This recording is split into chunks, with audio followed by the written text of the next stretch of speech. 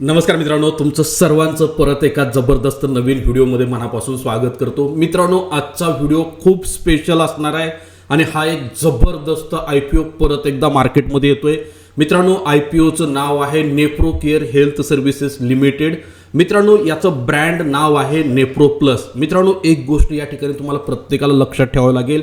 मित्रांनो, हा एक असा एकमेव IPO आहे, यासारखी दुसरी कोणतीही लिस्टेड कंपनी सध्या भारतामध्ये नाही।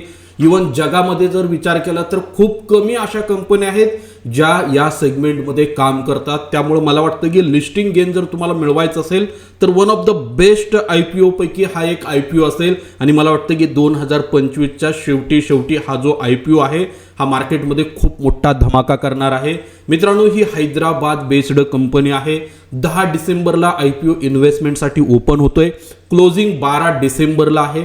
मित्रांनो, या IPOचं लिस्टिंग BSE NSE दोन्ही एक्सचेंजवर होणार आहे। ही माहिती इतकी जास्त आपल्यासाठी इम्पॉर्टंट नाही आहे। मित्रांनो, ही कंपनी किती पैसा उभा करणार आहे? मित्रांनो, या IPO मध्ये दोन भाग खूप महत्त्वाचा आहे। पहिला आहे फ्रेश इश्यू, दुसरा आहे ऑफर फॉर सेल। फ्रेश इश्यूचा जर विचार केला तर कंपनीला नवीन पैसा या ठिकाणी येणार आहे। जवळपास 353 कोटी रुपयांची नवीन इक्विटी या ठिकाणी कंपनी इश्यू करणार आहे। आणि ऑफर फॉर सेल म्हणजे जे जुने कंपनीचे इन्व्हेस्टर आहेत ते आपला हिस्सा या ठिकाणी काय करणार आहेत? विकणार आहेत। म्हणजे थोडक्यात शेअर होल्डर या ठिकाणी स्टॉक विकत आहे ते पहिल्यांदा लक्षात घ्या। त्या शेअरची संख्या आहे जवळपास 1.12 कोटी।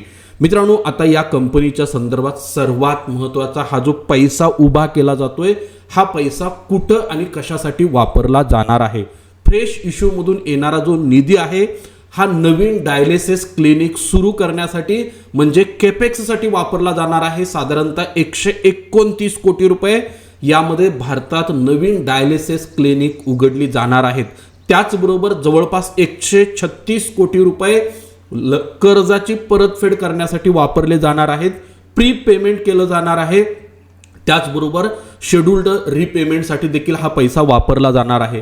त्याचबरोबर हा पैसा जनरल कॉर्पोरेट पर्पजसाठी देखील वापरला जाऊ शकतो, जसं की बिझनेस एक्सपान्शन असेल, वर्किंग कॅपिटल असेल आणि इतर कॉर्पोरेट नीड्स जे आहेत त्यासाठी हा पैसा वापरला जाणार। थोडक्यात जर विचारात घ्यायचं झालं तर या IPO मधून जो पैसा उभा केला जातोय तो एक्सपान्शनसाठी, डेट कमी करण्यासाठी आणि बॅलन्स शीट स्ट्रॉंग करण्यासाठी वापरला जातोय। मित्रांनो, या कंपनीचं थोडं प्रोफाईल आपल्याला समजून घेणं गरजेचं आहे, कारण आपण ज्या वेळेला एखाद्या कंपनीमध्ये इन्व्हेस्टमेंट करतो त्यावेळेला त्या कंपनीची माहिती असणं खूप गरजेचं आहे। मित्रांनो, नेप्रो प्लस कोण आहे?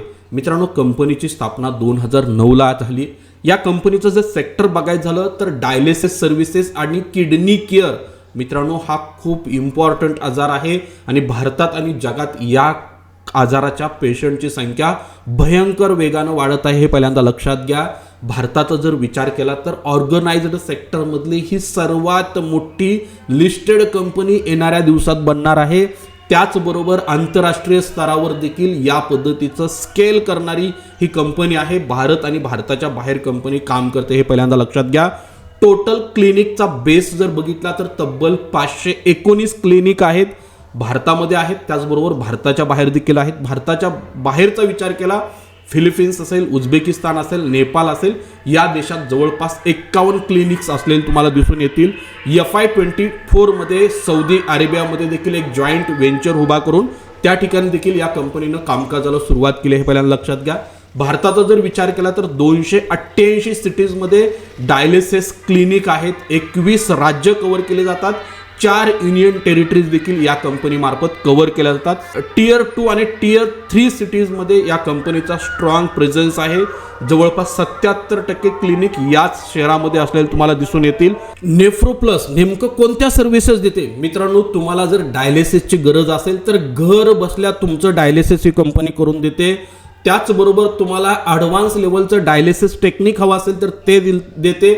त्याचबरोबर पेशंट ट्रॅव्हलमध्ये असेल आणि त्या ठिकाणी जर त्याला गरज असेल तर त्या ठिकाणी देखील ही सुविधा उपलब्ध करून दिली जाते।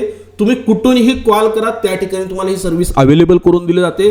इवन तुम्ही व्हीलचेअरवर जरी असाल, मोबाईल डायलिसिसची सर्व्हिस देखील या कंपनीकडे अवेलेबल आहे, पहिल्यांदा लक्षात घ्या। म्हणजे थोडक्यात कंपनीचा कोर सेवा जर बघितली, कन्व्हिक्शन आहे, ॲक्सेसिबिलिटी आहे, पेशंट सेंट्रिक मॉडेल जे आहे ते असलेलं तुम्हाला या ठिकाणी दिसून येतंय। मित्रांनो, या कंपनीचा जर विचार केला तुम्ही तर जगातलं सर्वात मोठं डायलिसिस क्लिनिक म्हणून या कंपनीकडे बघितलं जातं. त्यामुळे मित्रांनो, भारताचा जर विचार केला तर भारतात ही कंपनी मला वाटतं की येणाऱ्या दिवसात खूप मोठ्या प्रमाणामध्ये ॲग्रेसिव्ह काम करू शकते, हे पहिल्यांदा लक्षात घ्या. मित्रांनो, आपल्याला या कंपनीचा बिझनेस तर समजला. मित्रांनो, ही कंपनीचे फायनान्शियल आकडे आपल्याला काय सांगतात. मित्रांनो, FY25चं पूर्ण वर्ष जर बघायचं झालं तर रेव्हेन्यू फॉर ऑपरेशन सुमारे 756 कोटी रुपये आहे. प्रॉफिट आफ्टर टॅक्स जवळपास 67 कोटी रुपये आहे, हे पहिल्यांदा लक्षात घ्या. त्याचबरोबर FY26चा हाफ इयर जर बघायचं झालं सप्टेंबर 2025 पर्यंत या ठिकाणी देखील कंपनीनं जवळपास 473 कोटी रुपयांचा रेव्हेन्यू जो आहे तो जनरेट केलेला दिसून येतोय. ह्याचा अर्थ कंपनीची प्रॉफिटेबिलिटीमध्ये क्लिअर आपल्याला एक इम्प्रूव्हमेंट येताना दिसून येते. मित्रांनो, या ठिकाणी एक मुद्दा तुम्हाला विचारात घेणं गरजेचं आहे. इंडियाचं डायलिसिस मार्केटची साईज आणि ग्रोथ किती आहे, कारण का हे मार्केट खूप वेगानं एक्सपान्शन होताना दिसून येते. इंडियन डायलिसिस सर्व्हिस मार्केट जर बघायचं झालं तर ते FY24 मध्ये जवळपास $818 मिलियन होतं, जे 2029 पर्यंत $1979 मिलियन पर्यंत जाणं अपेक्षित आहे. कॅगर जर बघितला तर तो जवळपास 19.3% आहे. म्हणजे याचा अर्थ ही इंडस्ट्री खूप वेगानं ग्रो होत असलेली तुम्हाला दिसून येते. मित्रांनो, त्याचबरोबर भारताचा जर विचार केला तर डायलिसिस इंडस्ट्रीला एक स्ट्रॉंग डिमांड आहे. ही डिमांड स्ट्रॉंग का आहे पहिल्यांदा समजून घ्या. डायबिटीज प्लस BP हे खूप महत्त्वाचे 2 ड्रायव्हर आहेत, ज्यामुळे ही इंडस्ट्री सध्याला वेगानं एक्सपांड होत असलेली दिसून येते. त्याचबरोबर किडनी डिसीज जो आहे ना, हा जगातला सर्वात मोठ्या 3 आजारांपैकी एक आजार आहे, ज्यामुळे सर्वात जास्त लोक या ठिकाणी एक्सपायर होत असलेले दिसून येतील. मित्रांनो, गव्हर्नमेंटच्या जर स्कीम बघितल्या, प्रधानमंत्री नॅशनल डायलिसिस प्रोग्राम आहे, तर बाकीच्या गव्हर्नमेंटच्या स्कीम आहेत त्यामध्ये देखील हा आजार कव्हर केला जातो. आणि मोठ्या शहरांच्या पलीकडे डायलिसिस सेंटरची संख्या खूप कमी आहे आणि त्यामुळं आता हे ऑर्गनाइज सेक्टर ही चेंज आहे ते भरून काढण्याचं काम करत आहे, पहिल्यांदा लक्षात घ्या. मित्रांनो, कंपनीचा बिझनेस मॉडेल मधला एक हुक तुम्हाला समजून घेणं गरजेचं आहे. मित्रांनो, हाय रिकरिंग रेव्हेन्यू आहे. म्हणजे डायलिसिससाठी एखादा जर कस्टमर तुमच्याकडे आला ना, तर तो एकदा येऊन परत जात नाही, तो मल्टी इयर ट्रीटमेंट त्याला घ्यावी लागते. आणि साधारणतः ॲव्हरेज जर बघायचं झालं ना तर 100 ते 150 वेळा तुम्हाला डायलिसिस करावं लागतं. म्हणजे याचा अर्थ मित्रांनो, एकदा आलेला क्लायंट हा खूप मोठ्या पिरियडसाठी कंपनीकडे टिकून राहणार आहे. यामुळे मला वाटतं की कंपनी येणाऱ्या दिवसामध्ये मोठ्या प्रमाणामध्ये काय करू शकते, रेव्हेन्यू जनरेट करू शकते, प्रॉफिटेबिलिटीवरती जाऊ शकते. मित्रांनो, प्रश्न असा आहे की तुम्ही या IPOला अप्लाय केलं पाहिजे की नाही. मित्रांनो, माझा तुम्हाला प्रत्येकाला सल्ला असेल, तुम्ही या IPOला अप्लाय केलंच पाहिजे. जवळपास 25 ते 45% लिस्टिंग गेन तुम्हाला पॉसिबल या IPO मध्ये मिळू शकतो, हे पहिल्यांदा लक्षात घ्या. आणि अशाच माहितीसाठी आपल्या YouTube चॅनलला देखील सबस्क्राईब करायला विसरू नका आणि हा व्हिडिओ जास्तीत जास्त शेअर करा. धन्यवाद.